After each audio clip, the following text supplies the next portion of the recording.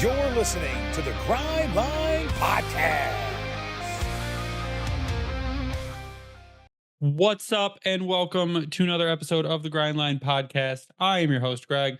I am here tonight with Ryan. You are listening to episode 307. The Detroit Red Wings put their foot in the face of the Ottawa Senators. Enunciated that one. You said that like an Put outsider. their Detroit. foot in the face of the Ottawa Senators. We don't beat Ottawa that often. We did Which beat them sucks. 3-2. It does suck. I hate that one more than anything. I know there's a really nice Sens fan in our chat usually, and I'll appreciate them, but the rest of them made me hate that fan base. Yes. Really, the only reason I hate that team at this point is because of the fan base, because I love to watch them play hockey, Ottawa, usually. But now I just actually don't like to watch them doing anything. Not just because of Bracelaw, but mainly because their fans, especially last season, were really the scum of the earth, and I'll keep that for a very long time. Can we also add Olympic diver Tim Stutzla to the list? Oh, that's a good point. Yeah, but he's not really. He's been better. I'll give him credit. He tried, but it hasn't been as obvious, if you will. I just think that if they didn't force him into a center role, he'd be a really great winger, but they keep forcing him into a center role. So that's been the general conversation, I think, for 3-4 seasons now, since really since he came into the league. Like, hey, cool, let him be there on occasion, but just keep putting Giroux there because he does way better. Well, we'll start tonight talking about the Ottawa game. The Detroit Red Wings, like I said, beat the Ottawa Senators 3-2 in overtime with an awesome overtime goal from Patrick Kane. You also had goals by Joe Veleno and Dylan Larkin, with assists by Dylan Larkin, Patrick Kane, Alex DeBrincat, Simon Edvinsson, Tyler Mott, and Lucas Raymond. Your best performers of that game. Now, hold on to your hats, everyone, because Ben Sherratt was your top player of that game, followed by Moritz Seider, Dylan Larkin, Simon Edvinsson, Joe Veleno, Patrick Kane, Alex DeBrincat. Those are your top players. Now, those are guys you should see up at the top, and you normally don't see Ben Sherratt at the top of these lists. And we will clarify, this wasn't the eye test. It was the fancy stats that put Ben and Mo at the very top of the list, the hockey stat cards. Thank you for that. So just want to make that note. That's where that's coming from. But he has been playing quite well. Sherratt, that is. Yeah, Sherratt's been better because I think you put him back with Mo and he knows it. But again, you don't try to force Ben into a rigid system. I think and we'll say this a lot with a bunch of players. It's simplified. You don't force him into a rigid mechanical system. I went back and forth on Twitter with someone earlier this week. And that was one thing that this was a good conversation, that McClellan brought up, was like, he noticed that they were usually when you go that route, you've had an argument with somebody and they piss you off, and then you just go off into a tangent. So that's where my first instinct was to go with that. So I'm glad it was nice and cordial. No, it was good. It's McClellan saying that the team is too mechanical. And when you get too mechanical, then you become more predictable. And teams know exactly how to react and how you're going to react, and they can take advantage of that. When you get guys like Ben Sherratt and you say, hey, if you see an opportunity open up, take it. Or if you see someone down low, maybe don't go down low behind the net. And Ben Sherratt, I had said, we don't notice him as much as we did under Lalonde, and that's a good thing, because when we do notice him, it's either for a good offensive opportunity or it's because he's nailing someone into the boards. But generally with defensemen, the less you say their name, the better, normally. Oh, totally. I mean, unless they are making that just fantastic play, which we see quite often from Seider now. But like, there's a certain quote that's been going around for the last 2 weeks of play fucking hockey. That's what the Wings have been doing. And they're, 5-1 now? 6-1? They are 5-1 under McClellan. I think Wing Will posted that they're 5-0 since the infamous quote came out. So they're doing what they have to do, but they're doing it against different tiers of competition. I think that's what's the important part, going back to the highlights of last year. Now, it kind of scares me because I think it was the broadcast was showing last season at this exact point in time, they were freaking crushing it. Detroit was. And you're like, oh, okay, so this means they're going to have a high for the next month and a half, and then we might just collapse. I hope that's not the case. I hope we see something come to fruition like what we saw with the St. Louis Blues in 2019, and they make the playoffs and then make a playoff run. I don't know if we were maybe too far behind at this point with the change, but you could argue maybe that's the way they trend. I don't know. That's me being wishful. Yeah, and if you look at the wild card standings right now, as of tonight, the Detroit Red Wings have 40 points. They are 2 points behind the Columbus Blue Jackets for the final wild card spot, 4 It's points huge. behind Tampa for Huge. the first wild card spot, and 5 points behind the Boston Bruins for third in the division. So there's a lot. Like I said, we closed that gap really quickly, and you have a layup, what could possibly be a layup game against the Chicago Blackhawks coming up tomorrow, who seem to let in almost 6 goals on a nightly basis. And it's a fantastic opportunity for you to go out and for an offense who's, for lack of a better word, just been good this past stretch, to go out and put up numbers on Chicago and let your defense really shine. But Alex Lyon stopped 10 out of 10 shots after leaving in the first intermission. Cam Talbot came in, stopped 23 of 25 for a 913 save percentage. Lyon is now day to day, according to Todd McClellan, but could start skating tomorrow. He said as early as tomorrow he could start skating. But that's a pretty big loss because Lyon's been your most consistent goalie recently. Yeah, and that's all you can hope for. But I think what's important though is when Husso was here, he played well. That was huge. When Talbot's healthy, he's played well. When Lyon has been healthy, he's played well. That I think has been the saving grace at this point. And really, I know we complained about it a couple episodes ago that like why couldn't we have had this goaltending last season to help elevate us past some of these games where we're like we scored all these goals, but yeah, we still lost some hockey games. That's what drove us insane. It has worked out that for one, Husso's been able to freely go between Detroit and Grand Rapids. So they brought him back up. Was it an emergency basis? Or is this in a recall? No, I think it was just a recall. I don't remember. I have to go look at the picture. Regardless, because the corresponding move was that Petrie went on IR. So they had the space to do it. But the fact that you still see what Husso's contract is, no one's going to take that on. So I guess that freedom of maneuver to put him up and down makes it much simpler. But you've got 3 NHL caliber goaltenders that have been playing really well, decently. I'll go with decent hockey for you this season that has helped you win games that you probably shouldn't have. And we saw that really with the Ottawa game. Lyon started great, as you mentioned. Talbot came in. He looked a little off those first 10-ish minutes, but granted, Ottawa really started to put on the pressure in the second period, and they didn't really let off the gas until Detroit tied it, you could argue. So I'll take what we can get with the goaltending. The fact that all 3 have been playing well, even though they all haven't been healthy together, we just had that. It's still a win in my book to this point. Yeah, that was one thing that McClellan did mention that was fact, was that the Detroit Red Wings did not skate well in the second period. The first period they came out, played really good hockey. It was great first period.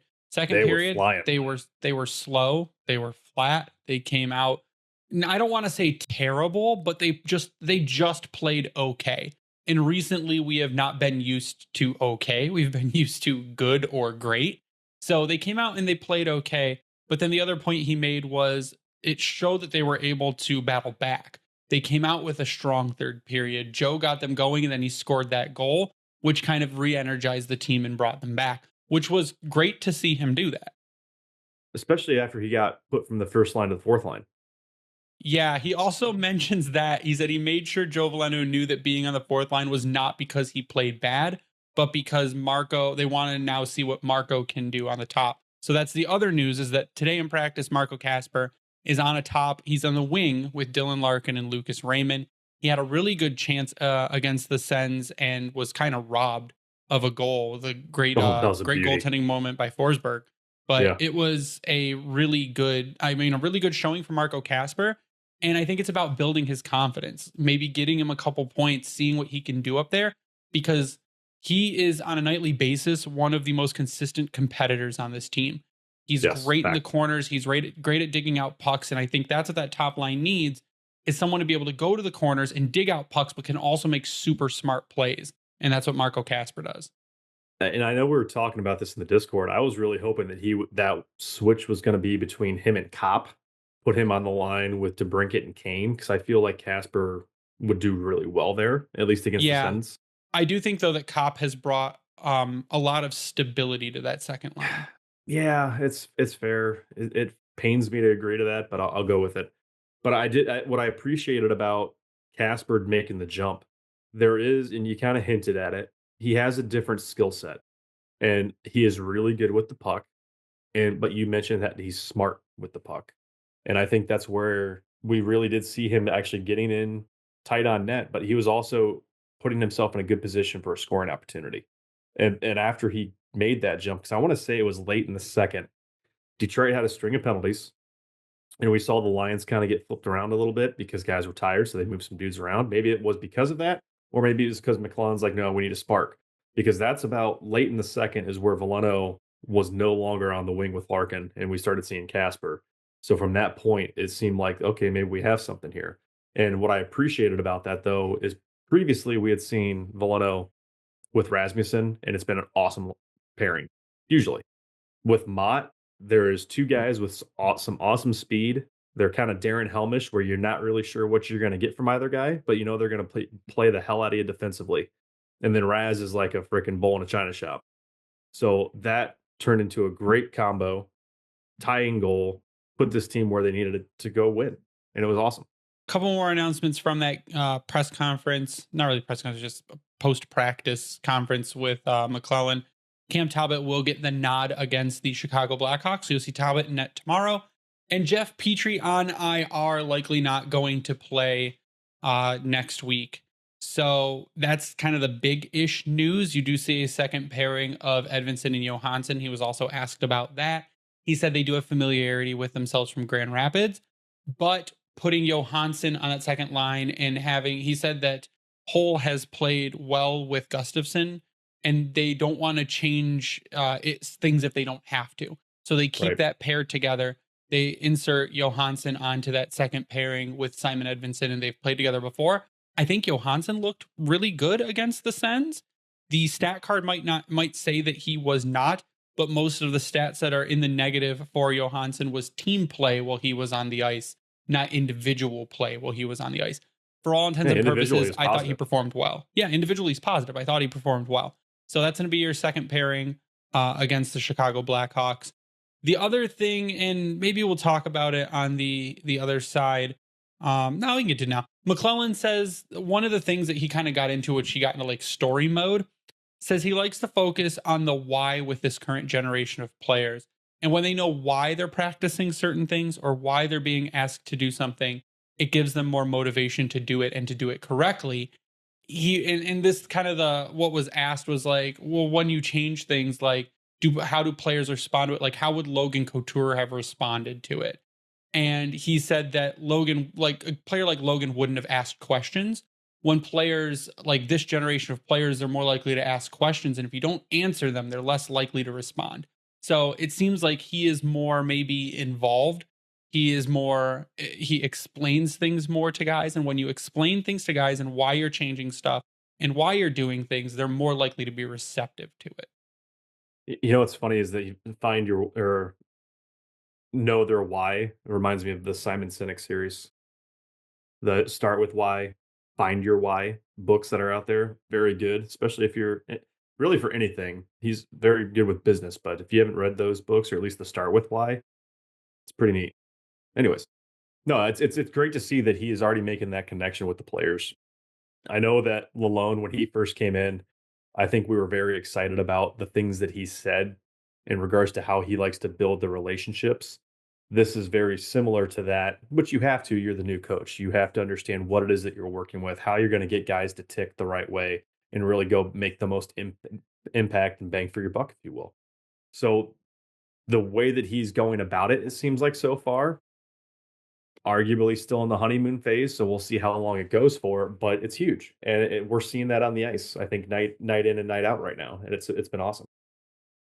Yeah, for sure. What we're going to do real quick, though, is we're going to take a break. We're getting a word from our sponsors. On the other half, we'll talk about a interesting part that Elliot Friedman wrote in the 32 Thoughts written piece and kind of what it might look like if it's something that is still in the works. So give us 1 second. We'll be right back after a word from our sponsor. From the chill of the arena to skates on ice and people hitting the boards, an NHL game is a sports experience like none other. And when you are looking for tickets, your pick should be Game Time.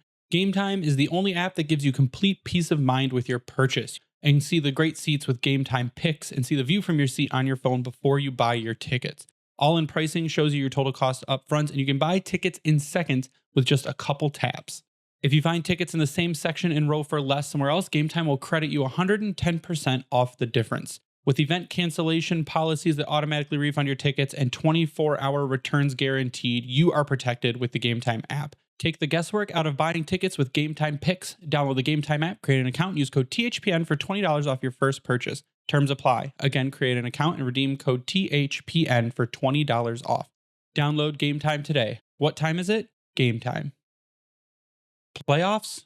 We're talking about playoffs? You bet we are. Get in on the action at DraftKings Sportsbook, an official sports betting partner of the NFL. Scoring touchdowns is key to winning in the playoffs, and you can score big by betting on them at DraftKings, the #1 place to bet touchdowns. Ready to place your first bet? Try betting on something simple like player to score 6. Go to DraftKings Sportsbook app and make your pick. You know we're always down for betting on teams like the Detroit Lions, who have absolutely no quit after laying the smackdown on the Minnesota Vikings this week. New DraftKings customers can bet $5 to get $200 in bonus bets instantly. Go to DraftKings Sportsbook app now and use code THPN. That's code THPN for new customers to get $200 in bonus bets instantly when you bet just $5. Only on DraftKings Sportsbook. The crown is yours.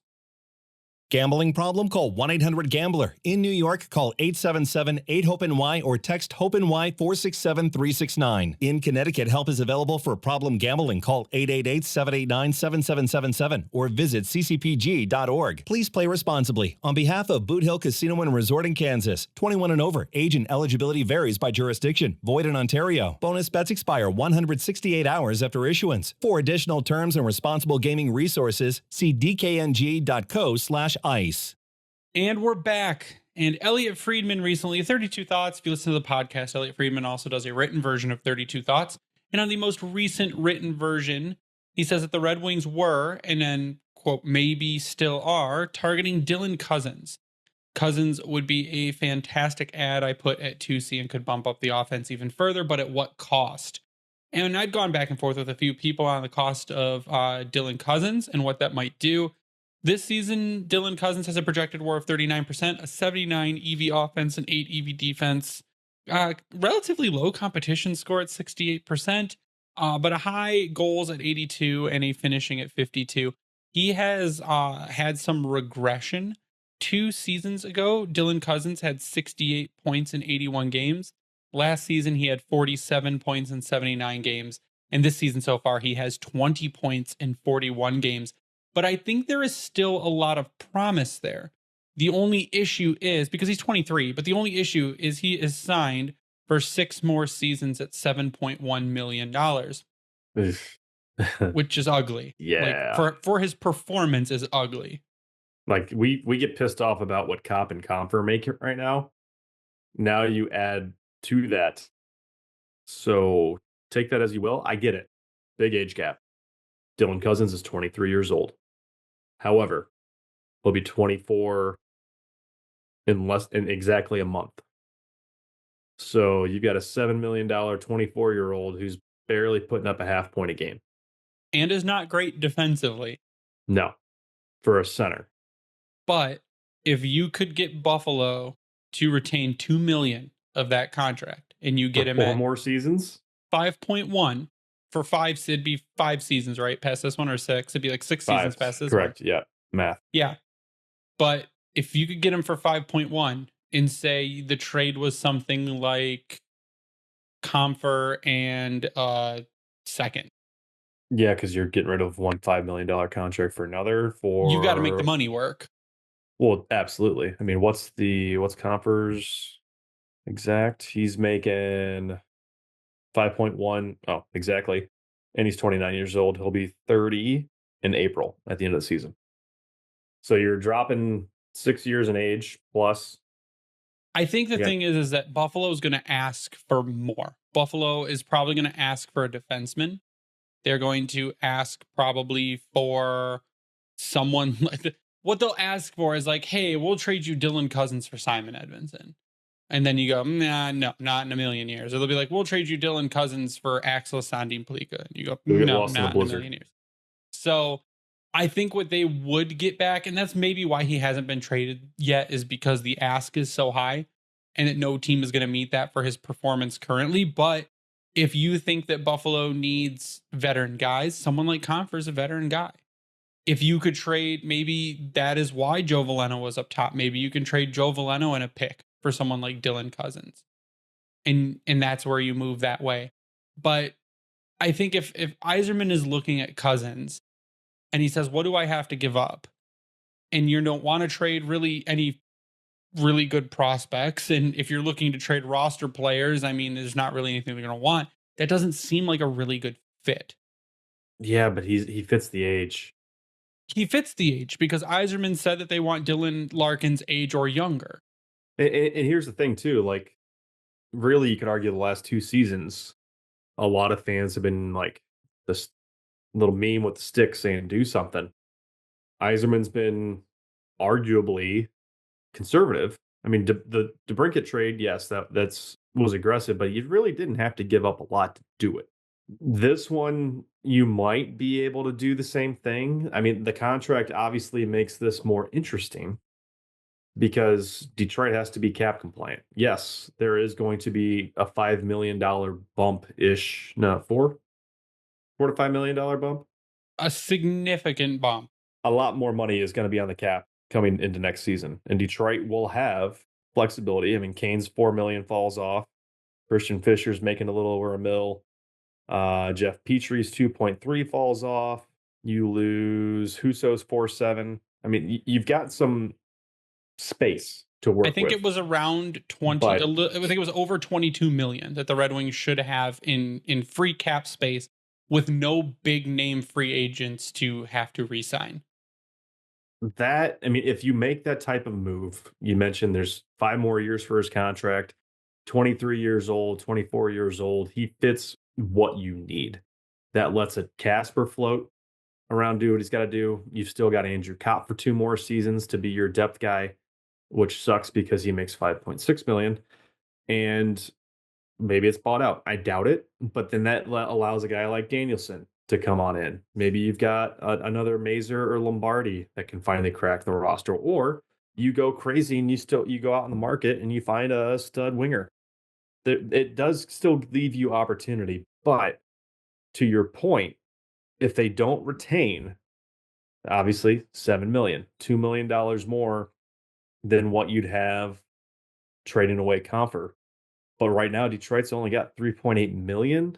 They could do it without having to move too much else in terms of cap, and now you're really pushing yourself to the limit of the current cap situation. I don't know if you want to do that. It does give you a better picture going long term. But I think at this point, and I'll make it a long-winded way of getting to my point here, is that people want to see some action. We already heard what the expectation was going to be from Yzerman, and that was to make the playoffs. They have failed up to this point to make it look like they were a playoff team. This coaching change has now reinvigorated the team. It's also reinvigorated the fan base. And I think that's huge because we finally heard several moments of Let's Go Red Wings in LCA the other night when it seemed like forever since we'd heard that. And the only thing that really had been going around is Jared Goff chants. So you need to keep that momentum going. A trade like this absolutely would do that. Is it going to make you better? You would hope so. But I mean, Compher, we saw the defensive play he made on Giroux the other night. Are you going to get something like that from a Dylan Cozens?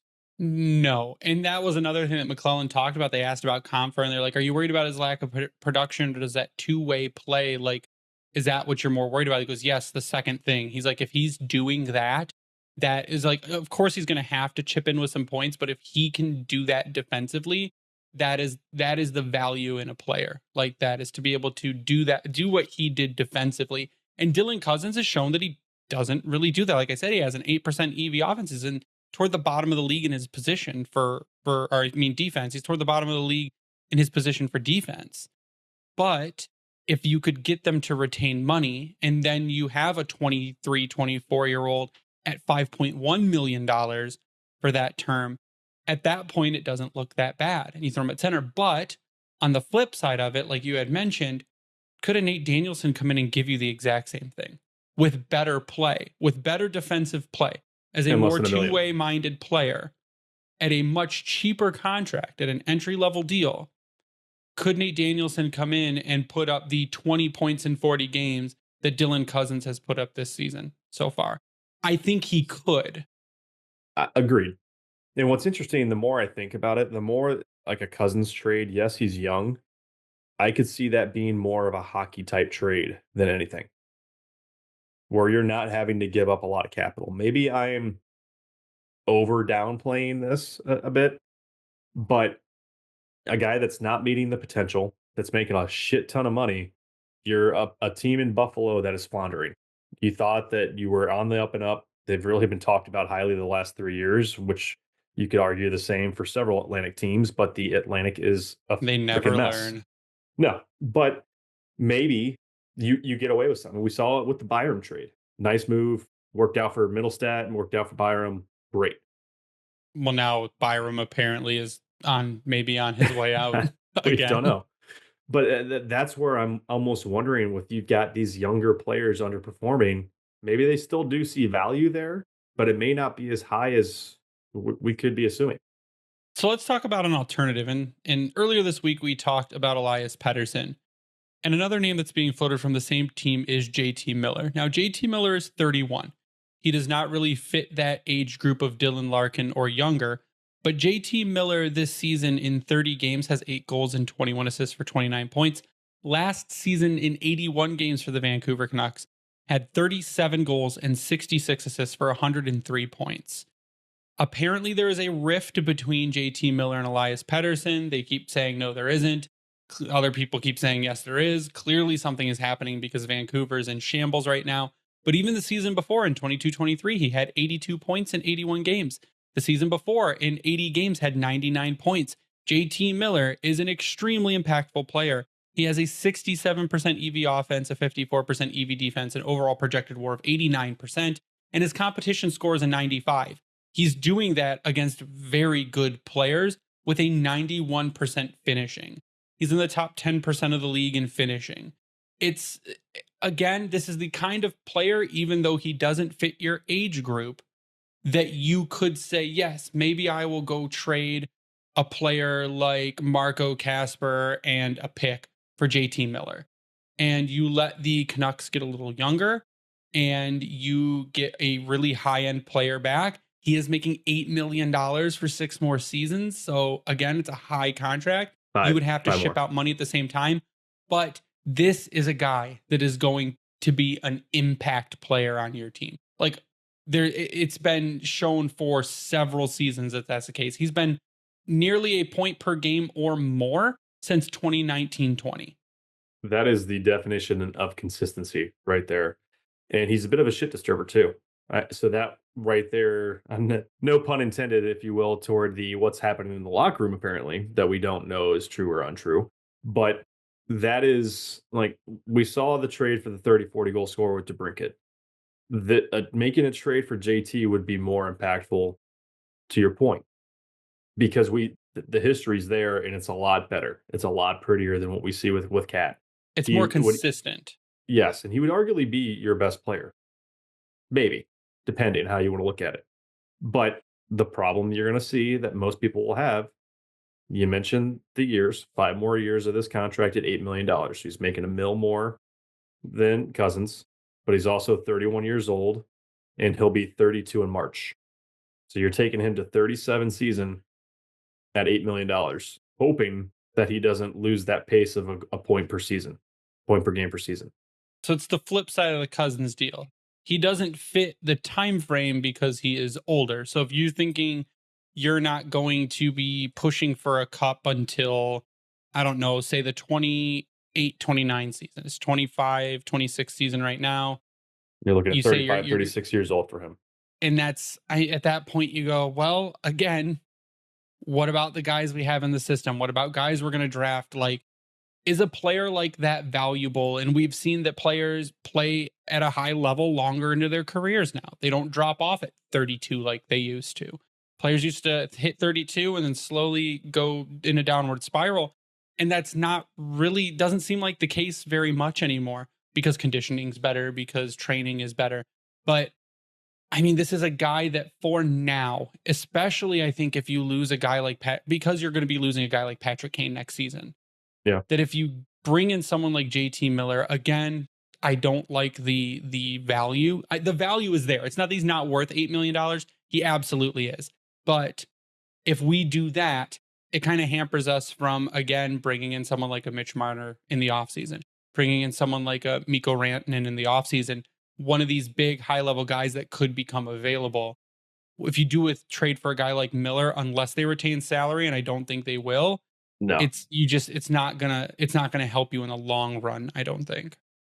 Would it be awesome? Yeah, because you have him and Larkin as a formidable top 2 center duo in the league.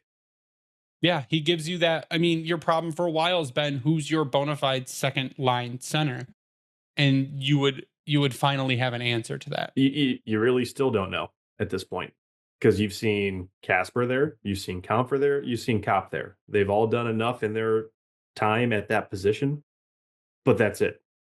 You hope at this point that can be Nate Danielson. I think that's where we have the hope is at, right? Yeah, that's where, and that seems to be where it is trending. But at the same time, like you do, if you are going for one of these guys, you have to have a Kopp or a Comfer as a return. It's simple as that, because you have to make the money work. You have to make sure. We already mentioned what Detroit had for a cap space. You could make either trade if one of those guys is on the outgoing end of it. It limits you ultimately as you're going toward the trade deadline if you are trying to do more. Now, it does get weird with the math and how all that works at a deadline, and how teams have actual trade deadline cap versus realistic, like what is on paper. I don't know. There maybe is still some things that they could do. Maybe it's like I said, us getting to earlier. You want to see them do something to make that next step. This type of trade, I think, would be far more impactful than Dylan Cozens.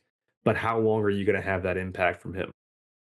Yeah, we're at the point where we're at the zoo and we're looking in the cage and we're saying, "Dance, monkey, dance!" And it's like we want something exciting to happen. Sit. And it's not, and it will. I think, but winning for me right now, winning is exciting enough. That is what is exciting. The games have been exciting. They've been fun to watch. Like you said, let's go Red Wing chants instead of Jared Goff chants. Let's see it. Let's do some Moritz Seider chants or Dylan Larkin. There are plenty of players with 3 syllables that you could chant in the arena. You know what I haven't seen? Octopus. Oh, yeah, that's a good point. I have not. I have yet to see an octopus thrown on the ice. I was a little bit upset not seeing one at the home opener. This is our call. This is our call to the people listening that go to the games. The next game you go to, I request you to bring an octopus, throw it on the ice, and then tape it. Send it to us on social. You know what Detroit really needs to bring back? I want to say a mascot winger. Well, Detroit had the Octopi Hockey Town campaign going during the playoffs for several years. They need to bring that back. Yes, it would help obviously if they're pushing for the playoffs, but that was so much fun. Like if they could bring back I think it's actually my header on my profile. Let me see, is it still that? Yeah, they made logos and everything for banners and what have you. Octopi Hockey Town. They need to go back to that. You know how fantastic that would be? Just re-embrace Al the octopus. I will get with the Red Wings social team and we'll make that happen. And before we sign off tonight, we have new t-shirts that are going to be dropping within the next couple days with Vintage Detroit. Right now, if you go to vintagedetroit.com and you go to the Keep It Local tab in the Grindline podcast, we have 4 shirts up there currently. The other ones are in process. I think I submitted 4 or 5 more. So there will be more designs up on Vintage Detroit's website for our t-shirt collection. They're really so cool. Comfy. There is I believe one of the ones that's going to be going up is a Bingo Bango shirt, which looks really awesome. I think I did a really good job on it. So make sure you check that out. VintageDetroit.com. Vintage Detroit's the only place we get our jerseys from and worked on. They're absolutely phenomenal. All their people are fantastic. And you really will not find much of a larger selection of Red Wings stuff. And you would be supporting a local company. So it's really awesome, Vintage Detroit. But Ryan, I want to get your final thoughts before we sign off tonight. Final thoughts. Keep the momentum going. This is a game coming into Chicago that you need to win. I don't think we went as far as to say that the Senators game was a must win, but I think we did. So yes. So Chicago, you have to win that game. This is a team that has not found their identity. You've got a struggling Connor Bedard. He's still very dangerous, but as a whole, they are like the 1920 Red Wings. Like, you don't know what the hell they're going to do. They might be able to score some goals, but as you mentioned, they're getting scored on a lot. If Detroit can keep up with the pressure on home ice, no less, against the Chicago team and go out there and win another game, put themselves right there on the doorstep of the wild card, that's what you need. Go win this game. Or they're in 3-3. Yeah, the same. I'm going to say the same. You can follow me online at Bringing the Wing. You follow the Grindline Podcast online at Grindline Pod. Give a shout out to the Hockey Podcast Network and thank them for hosting us and spreading us around. You can sub to us on YouTube. Go to YouTube, search Grindline Podcast. Turn on those notifications. You'll be notified every time an episode goes live, and you will stay in the loop. We also have a Patreon. If you go to patreon.com/Grindline Podcast, there's some super cheap options. Really, they just let us keep our subs, keep the lights on, keep bringing content to people. But that is going to do it for us tonight. So for Ryan, I am Greg. You stay classy, Hockey Town.